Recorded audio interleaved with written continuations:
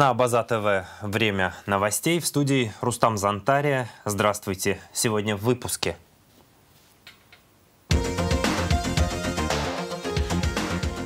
Расслабляться нельзя. Коронавирус в Абхазии продолжает бушевать новыми штаммами, течением болезни и рисками. Пресс-конференция руководства Минздрава. Частная коллекция. 70 редких полотен будут представлены в Центральном выставочном зале Союза художников Абхазии. Неклассическая постановка «Маленького принца» сыграли на сцене Абхазского театра юные актеры Московского театрального центра «Станиславский». Начнем с официальной хроники. Утром 29 июня президент Аслан Бжания приехал в Ачымчиру, где произошел пожар на подстанции Ачымчира-Тяга мощностью 32 мегаватт. На пульт управления МЧС сигнал о пожаре поступил в 7:03 утра. Пожар был оперативно ликвидирован силами 2 пожарных расчетов. Однако оборудование подстанции сгорело. Никто не пострадал. Энергетики доложили президенту о том, что сейчас им предстоит определить объем нанесенного ущерба. В результате пожара были обесточены часть города Ачымчира и 5 сел района. Глава государства провел экстренное совещание в администрации Ачымчирского района. Энергетики сообщили, что по временной схеме электричество уже подается в дома жителей города и некоторых сел. Прорабатывается временная схема подачи электроэнергии в оставшиеся без света села. Президент отметил, что случившееся еще раз показывает проблемы, характерные для всей энергетической отрасли. Он заявил, что в энергетической отрасли сложилась чрезвычайная ситуация, требующая принятия чрезвычайных мер. Только дисциплина и ответственность способны повлиять на собираемость оплаты за электроэнергию, сказал Аслан Бжания. Глава государства указал на большие долги с многолетней историей за потребленную электроэнергию.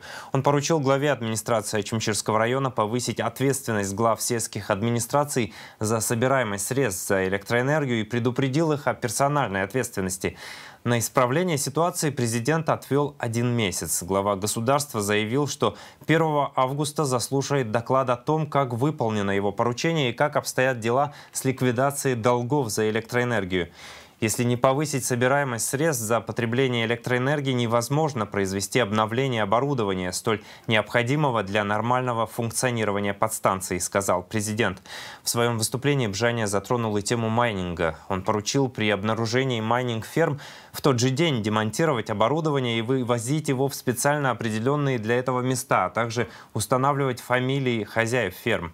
Президент предупредил руководство Черноморэнерго следить за тем, чтобы на подстанциях были усилены меры противопожарной безопасности, а также поддерживалось санитарное состояние внутри станций и на территориях, прилегающих к ним. Об этом сообщает пресс-служба главы государства.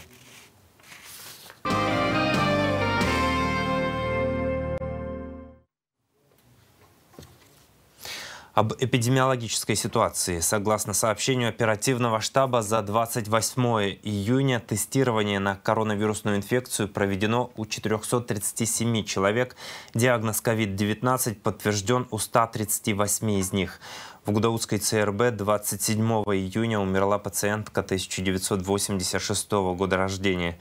Общее число выявленных заболевших коронавирусом в Абхазии составляет 17 044 человека. Зарегистрировано 245 летальных случаев. Выздоровели 15 407 человек. Расслабляться нельзя. Коронавирус в Абхазии продолжает бушевать новыми штаммами, течением болезней и рисками.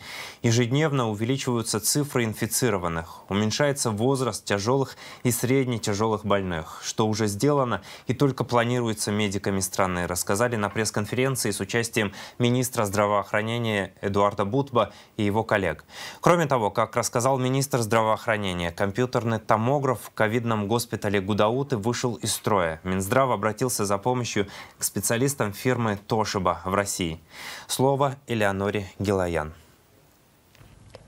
Открывая пресс-конференцию, министр здравоохранения Эдуард Бутба начал сразу с цифр.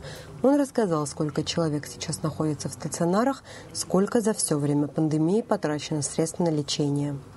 По рабочим нашим моментам, по количеству больных, которые находятся стационарно в наших лечебных учреждениях, хочу информировать, что в Гудауте на сегодняшний день 88 пациентов, 16 тяжелых, инфекционная больница 40, пациентов, Тхуарчал 15, Очимчира 27, Гагра 28, итого по стационарам 198 пациентов. Значит, хочу отметить, что рост заболеваемости в стране очевиден. На сегодняшний день Минздравом отпущено лекарственных препаратов, антибиотиков, инфузионных растворов, иммунодепрессантов, антикоагулянтов и прочих, далее медицинского оборудования, лабораторных реагентов, средств индивидуальной защиты и других изделий медицинского назначения, а также дезинфицирующих средств и в следующие учреждения. ЦРБ Гудаутского района на 140 миллионов 955 тысяч 167 рублей, в том числе Актембра 48 упаковок на 3 миллиона 400 тысяч 348 рублей. Артлегия 208 упаковок на сумму 10 миллионов 819 тысяч 125 рублей.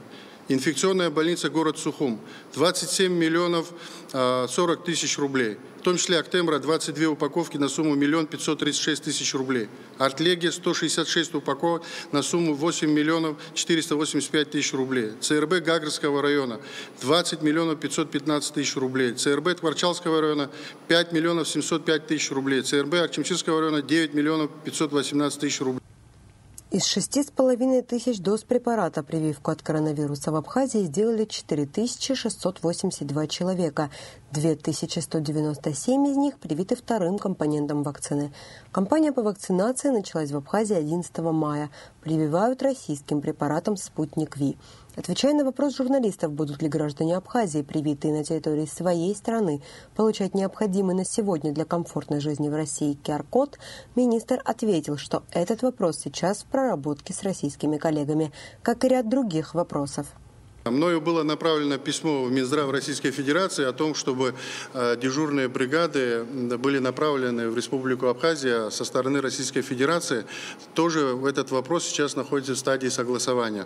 Мы попросили и реаниматологов, и инфекционистов, детских инфекционистов, профильных специалистов узких. Поэтому я думаю, что ответ на этот вопрос мы получим, но немного позже. Учитывая и обстановку, которая происходит во всем мире, мы все прекрасно понимаем, что идет рост, поэтому надо и с пониманием отнестись к этому. Мы мобилизуем в первую очередь наши внутренние резервы, наши внутренние силы и обратились также к Российской Федерации с просьбой усилить, как говорится, нас при необходимости.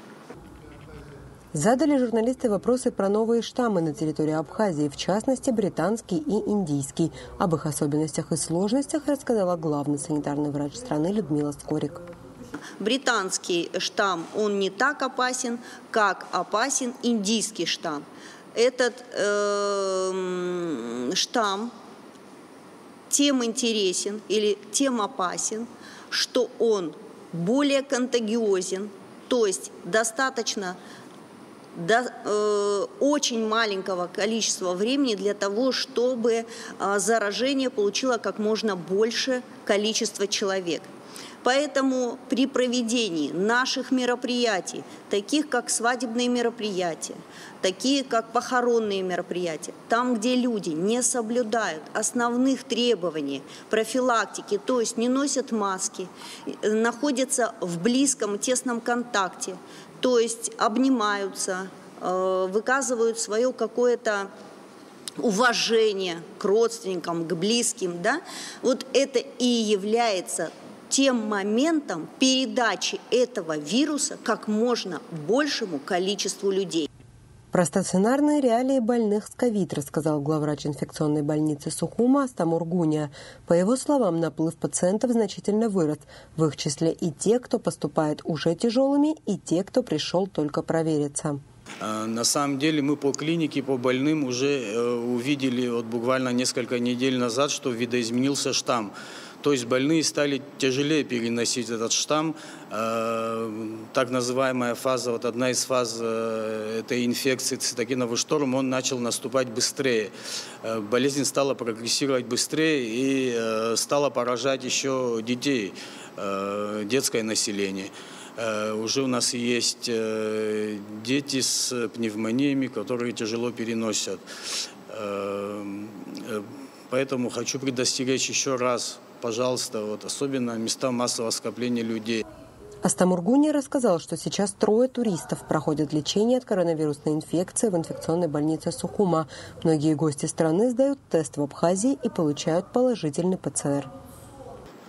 Обращаемость высокая среди приезжего населения. Это, если детально посмотреть, возможно, они уже приезжают положительные, уже инфицированные с территории Российской Федерации, и небольшой процент какой-то заражается здесь на месте. После детального рассмотрения мы вынесли такое заключение. Прирост заболевших отмечает и начальник управления здравоохранения столичной администрации Ирма Воуба.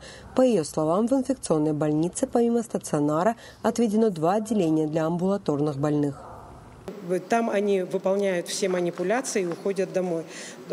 Из-за того, что у нас была сама инфекционная больница загружена, мы решили этот ковид-центр, дневной ковид-центр, который расположен на турбазе, его запустить уже в полную мощь, и медиков, особенно медсестер, которых мы прикомандировали именно туда. На сегодняшний день они занимаются всеми манипуляциями. Есть еще, что касается наших медучреждений, то есть все медучреждения, которые подведомственны именно по городу Сухум, это у нас идут, как вы все знаете, это 3 амбулаторных медучреждения и 3 стационарных медучреждения, и также станция скорой помощи. Все они задействованы по борьбе с COVID-19. Ряд просьб передали медики своим сегодняшним и потенциальным пациентам. При появлении первичных признаков, то есть температуры, недомогания, боли в горле, головных болей, больной обращается в поликлинику по месту жительства, в том числе за направлением ПЦР. В поликлинику по месту жительства. Это районные поликлиники, жители районов, городские поликлиники, жители городов, но не в инфекционную больницу. Нет возможности амбулаторным пациентам выдавать медикаменты, за редким исключением, то практически без исключения амбулаторный пациент сложной, тяжелой степени тяжести и даже легкие пациенты до сегодняшнего дня по направлению могли при инфекционной больнице осуществить забор биологического материала, и на следующий день ему выдаются результаты этих анализов. То есть это и общий анализ крови, и гемостаз, и биохимические исследования. Хочу обратить ваше внимание на то, что такие исследования, как дедимер, прокальцитонин, интерлейкин, и более специфические исследования не делаются пациентам легкой степени тяжести. Также просим пациентов с пониманием к этому отнестись, потому что некоторые в требовательной форме просят о том, чтобы эти виды исследований были им сделаны. Давайте прислушиваемся друг к другу. Все медицинское сообщество говорит о том, что нужно носить маски, нужно соблюдать социальную дистанцию. И все меры, которые рекомендуют врачи, надо к этим мерам прислушиваться. Пожалуйста, давайте будем соблюдать то, что говорят нам, вам, врачи, коллеги, все медицинское сообщество. Потому что без вашей помощи мы не справимся. Когда мы носим маску, а потом выходим на улицу и видим, что никто практически масок не носит, так, наверное, тоже неправильно. Давайте и вы нам будете в этом помогать. И доведите эти мои слова до членов семьи, до друзей, до родственников, просто для окружающих. В этом ничего такого нету. Это оберегает наши с вами жизни, не только наши. Эти оберегают жизни наших старших, наших детей. Пожалуйста, это все не так просто, это очень все серьезно. Я это в очередной раз говорю. Количество выявленных случаев COVID-19 в Абхазии накануне превысило в целом 17 тысяч. В стационарах республики за все время скончалось более 240 человек. Элеонора Гилаян, Сасрыку Агуха, Абаза ТВ. Министерство здравоохранения Абхазии закупило для республиканского наркологического диспансера современный газовый хроматограф на сумму 10 миллионов рублей, сообщает на своей странице в Facebook министр здравоохранения Эдуард Будба. Новое оборудование поможет выявлять следы алкоголя, наркотиков и психотропных препаратов в организме человека. Всего более 700 лекарственных препаратов и около 1000 наркотических и психотропных веществ. В скором времени приедут специалисты, которые установят оборудование, а также обучат сотрудников наркодиспансера его эксплуатировать.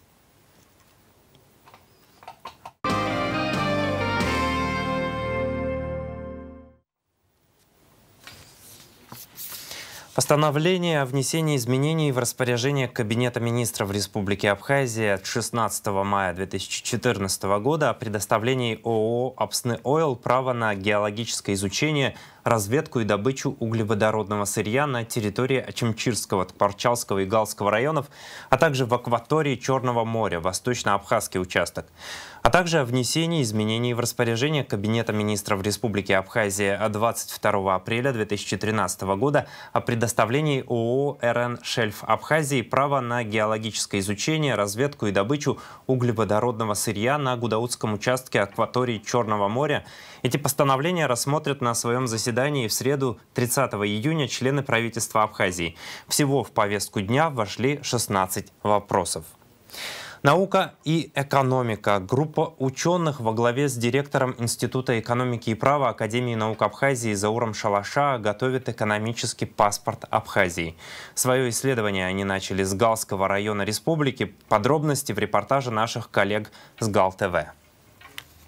Группа ученых во главе с директором Института экономики и права Академии наук Абхазии Зауром Шалашава посетила Галский район, чтобы исследовать экономический географический потенциал района. Мы начали именно с Галского района, потому что мы считаем, что это один из ключевых регионов Абхазии, которые мы хотим интегрировать само собой в Абхазию, в саму систему Абхазии в области образования, экономики, науки, культуры. Вчера у нас был научно-практический семинар Академии наук Абхазии.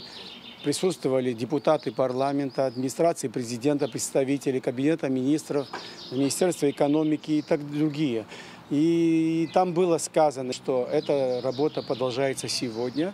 И мы хотим выяснить все, что есть потенциал именно Галского района, ресурсный потенциал в первую очередь, потом человеческий ресурсный, когда мы говорим, это и производственные, и природные ресурсы, это научный потенциал в том числе.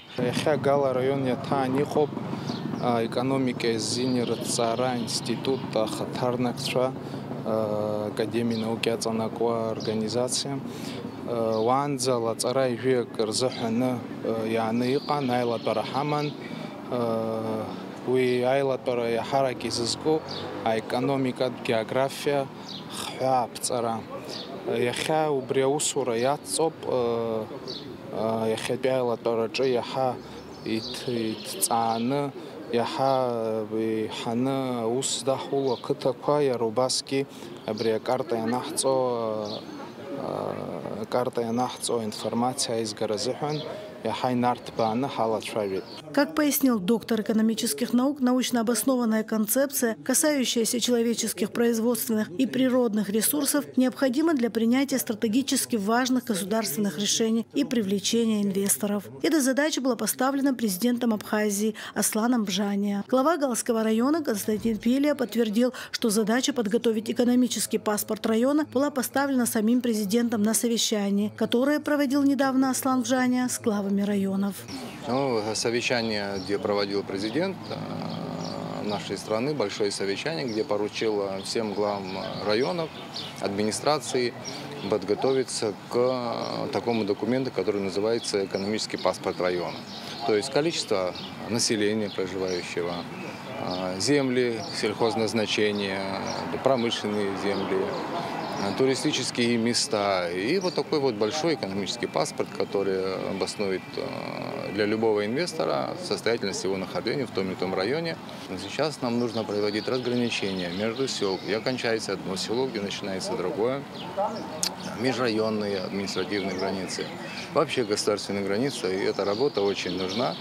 И любому инвестору или человеку, который собирается вкладывать средства в район, он уже будет иметь понимание, какие земли, какого качества, сколько их, если сельхозпрограммы. Если это туристические какие-то объекты, то тоже где они начинаются и где они заканчиваются. Главный научный сотрудник Института экономики и права Николай Воробьев отметил, что цель делегации – создать территориальные площадки для экономического и социального роста. Для этого необходимо объединение всех научных школ и направлений от географического до экономического состава. То есть сюда должны войти и агрохимики, и агрономы, и географы, и экономисты, и юристы. Чтобы это объединить, мы приехали сюда рассмотреть территориальную площадку в границах территории, в которой мы можем действовать. Что мы можем здесь произвести более эффективно, так как всех будет волновать результат. После того, как глава района провел совещание с группой ученых из Сухума, делегация направилась в село Гудахуч, чтобы на месте оценить ситуацию. Работа по решению вопросов местного значения относится к организации сбора статистических показателей, характеризующих состояние экономики и социальной сферы. Практика формирования паспорта социально-экономического положения района была начата в Галском районе и продолжится во всех районах Абхазии. Нормативно-правовая база по формированию паспорта социально-экономического положения и наличие информации станет большим шагом вперед, помимо всего прочего, и в развитии базы данных. Разделы, входящие в состав паспорта, со временем будут дополняться новыми показателями и корректироваться с учетом актуальности и необходимости владения теми или иными сведениями. Анжела Убилава, Илона Микава, Борис Цацуа, ГАЛ-ТВ. 3 июля отмечается День города Сухум. Администрация столицы опубликовала план проведения 3 июля мероприятий, посвященных празднованию 2505-летия со дня основания Сухума. В частности, в 10:30 состоится возложение цветов в Парке Славы. С 11 до 20:00 на набережной Махаджиров экспозиция «Маска Диаскуров». В 16 часов развлекательные мероприятия для детей напротив Абхазского государственного драматического театра имени Самсона Чанба. В 21 час торжественная часть празднования Дня города, праздничный концерт на площади имени Сергея Багапш, а также ряд других мероприятий. День города Сухум отмечается ежегодно в первую субботу июля. Частная коллекция. 70 редких полотен будут представлены в Центральном выставочном зале Союза художников Абхазии. Среди произведений искусства работы Александра Шервашидзе, Варвары Бубновой, Михаила Шемякина, Василия Контарева и современных абхазских художников. О том, в чем особенность предстоящей экспозиции, в пресс-центре «Спутник Абхазия» рассказали кураторы выставки «Частная коллекция» Эльвира Арсалия и Батал Кубахи, а также содиректор благотворительного фонда «Амшра» Аида Ладария. Обо всем подробнее в материале Анастасии Никоновой. Впервые в Абхазии пройдет выставка работ известных российских и абхазских художников из частных коллекций ценителей искусства. Коллекционеры – жители нашей страны. В их арсенале редкие работы таких художников, как Александр Шервашидзе, Варвара Бубнова, Михаил Шемякин, Василий Контарев, а также современных абхазских авторов. На самом деле выставка – это итог проекта, которому предшествует большая исследовательская работа. Год назад у нас с Баталом Самсоновичем, когда мы много работали с культурным наследием, возникла идея показать частные коллекции, которые находятся у коллекционеров, собирателей, любителей, ценителей искусства, и сделать их общедоступными. Цель нашего проекта на данном этапе, мы очень надеемся, что это будет ежегодный проект, сделать произведения искусства, которые находятся в частных коллекциях, временно доступными. Куратор выставки Батал Кубахи – один из тех коллекционеров, чьи картины будут представлены на выставке «Частная коллекция». В его распоряжении малоизвестные работы таких известных художников, как Левар Сабудба и Эдгур Дзария. И тут будут около 10 коллекционеров представлены. То, что у них есть, в частности, часть моей коллекции тоже будет. У меня, например, в основном коллекция связана с сухумским авангардом. Это направление художника 80-х годов. Я вообще, честно говоря, начал собирать свою коллекцию. Вообще я не думал, что это будет коллекция. Просто нравилось, покупал. Просто нравилось, выпивали с художником, дарил, потом отнимали, потом опять дарили. Там были такие смешные случаи. Мы с этими художниками сидели на Амре, пили кофе, размышляли о будущем и, конечно, о живописи. Мы их очень любили. Они тогда были непризнаны, их гоняли, у колоннады ставили.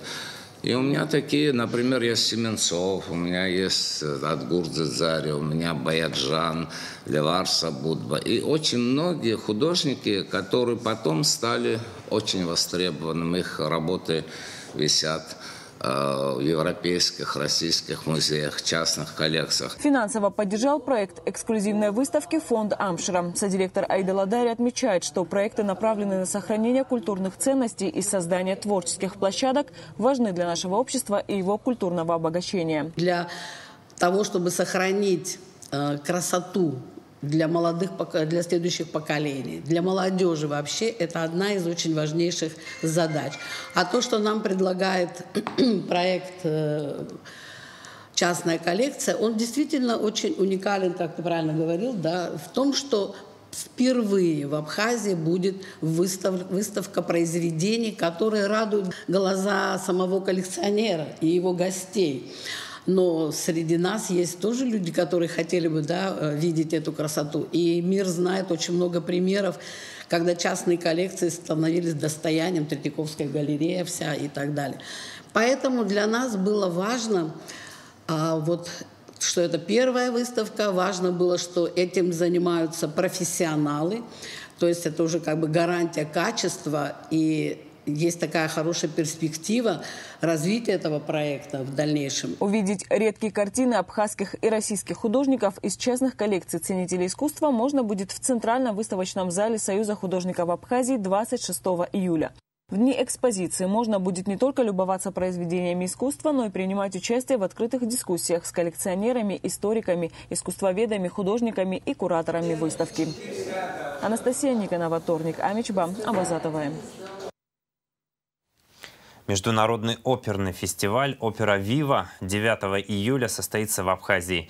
В этом году фестиваль посвящен великому Джоаккино Россини. На сцене Абхазского драматического театра имени Самсона Чанба прозвучат бессмертные творения великого композитора. В программе принимают участие музыканты из Абхазии и России, Государственный камерный оркестр Республики Абхазия, Государственная хоровая капелла Республики Абхазия, Государственный симфонический оркестр, солисты Государственной капеллы Москвы имени Вадима Судакова, а также солисты Нана Черкезия, Алхаз Ферзба, Екатерина Богачева, Юлия Почкалова, Юрий Ростоцкий, Владимир Казаков. Неклассическая постановка «Маленького принца» сыграли на сцене Абхазского театра юные актеры Московского театрального центра «Станиславский». Гастроли стали возможны при поддержке продюсерского центра Famous Star. Подробности в репортаже Марианны Котовой. Актер и художественный руководитель Московского театрального центра «Станиславский» Игорь Маслов побывал в Абхазии на съемках сериала «Игра на выживание». И уже тогда задумал привести своих воспитанников сюда. Он буквально влюбился в нашу республику и отметил ее киногеничность и удобство для съемок совершенно разных климатических зон. Хотя тогда, как вспоминает Игорь Маслов, декораторам все же пришлось потрудиться. По сюжету в этом сериале герои попадают в Сибирь, попадают на Байкал и в разные климатические пояса, и природные пояса тоже разные.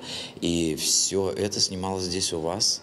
Замечательно снималось, потому что ваш край дарит такую возможность. У вас очень красивая природа, у вас очень красивые бухты, море и так далее.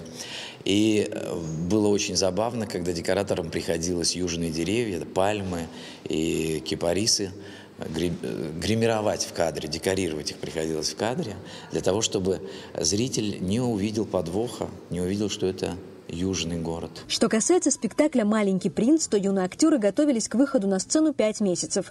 Для многих спектакль стал дебютом. Они уже показывали его на большой сцене в Москве, но на такую красивую, по словам Игоря Маслова, вышли впервые. У нас стационар находится в прекрасном помещении. Это Дом русского зарубежья имени Солженицына, прямо в центре Москвы, на Таганке. Но такая сцена – это впервые вообще. Такая, ну, красивая у вас сцена. Да у вас театр какой замечательный. Мы ходили здесь, смотрели его, разглядывали. У вас просто превосходный театр. И какие фонтаны замечательные у вас. Это не классическая постановка повести Экзюпери, но история, которую рассказали артисты, практически не отступает от оригинального текста, хотя и присутствуют элементы режиссерской интерпретации. Наш спектакль поставлен так, что все действия, происходящие в истории «Маленького принца», это детский лагерь, куда там, где были хулиганы, и они выбросили книгу «Маленького принца» в окно. Маленький принц прилетел на помощь и решил рассказать детям свою историю. И все это происходит в манере того, что дети переодеваются и помогают маленькому принцу рассказывать историю. Среди юных актеров оказались и опытные артисты с большим послужным списком. Например, Никита Черняцкий. С года занимается в рекламе и участвует в других проектах. Началось это где-то, когда мне был 1 годик. Какой-то фотограф заметил мой инстаграм в детстве. Пригласил на съемку, а там пошло, я так красиво фотографировала, там пошло, увидели другие фотографы, другие, и так пошла моя карьера. И вот я тут уже. Никита играет роль дельца. По словам актера, эта роль ему очень нравится. Мало слов и понимает настроение всем, как я играю. А 11-летний Игорь Кузнецов в восторге от своей роли чистолюбца. Он, как и его персонаж, очень хочет прославиться и наслаждаться всеобщей любовью и признанием поклонников своего таланта.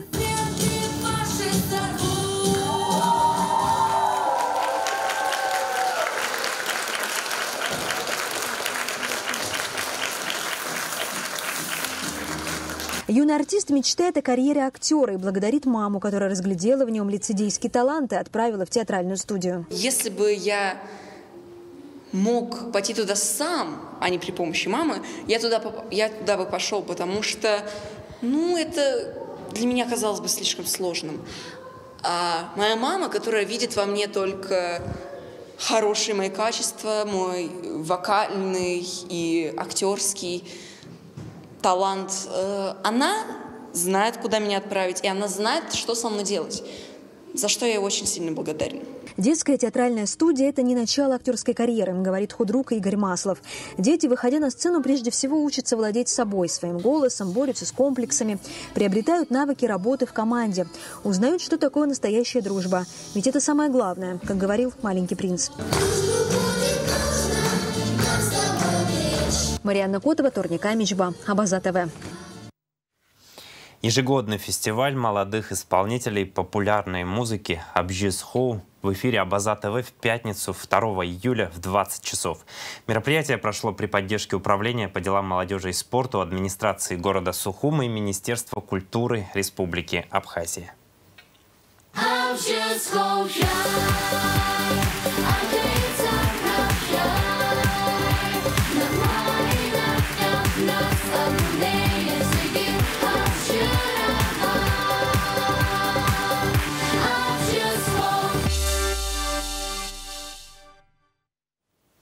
Спорт. Абхазский спортсмен Саир Качарава в составе юношеской сборной России отправился на первенство Европы по боксу, которое пройдет 1-13 июля в Грузии, сообщает пресс-служба Госкомитета по делам молодежи и спорту. 15-летний Саир Качарава отобрался на первенство Европы, победив в первенстве России по боксу среди юношей. Абхазский спортсмен является воспитанником тренеров Арнольда Губас и Аляса Агарба.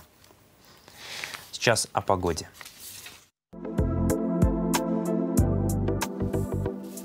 В среду 30 июня в Абхазии ожидается облачная с прояснениями погода, временами дождь, гроза. Температура воздуха ночью 22, днем до 27 градусов, температура морской воды 23 градуса. На этом пока все. За развитием событий следите вместе с нами и на сайте abaza.tv. До встречи в эфире.